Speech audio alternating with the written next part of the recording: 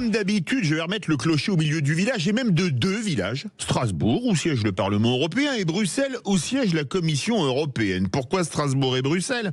Parce qu'on a appris aujourd'hui que le Parlement européen voudrait confier à la Commission européenne un pouvoir de contrôle sur les exportations d'armement des pays de l'UE vers les pays tiers. Ainsi, Dassault, pour vendre des Rafales à l'Inde ou aux Émirats arabes unis, devrait attendre l'aval des technocrates de Bruxelles pour signer de nouveaux contrats d'armement.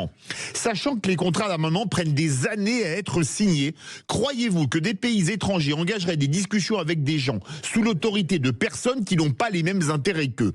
Une situation aggravée par le fait que d'autres pays européens produisent des avions concurrents comme le Tornado, l'Eurofighter ou le Gripen, et qu'ils ne nous feraient aucun cadeau, sachant que dans ce domaine, nous sommes seuls et que nous nous faisons concurrence.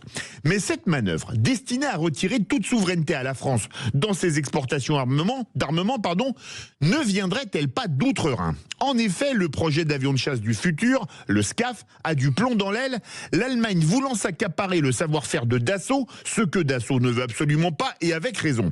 Quitte à être accusé de complotisme, voire même de germanophobie, la question mérite à mon avis d'être posée, tant cette concordance des temps pose question.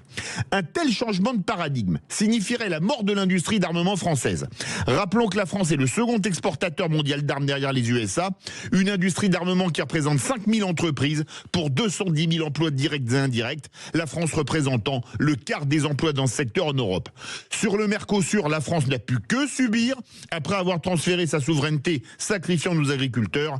Va-t-on encore abandonner un pan de souveraineté au nom du couple franco-allemand? Je mets des guillemets, couple au sein duquel la France est la femme battue et trompée. Vu l'idéologie de nos gouvernants et de nos élites, je mets des guillemets à élite, on peut le craindre.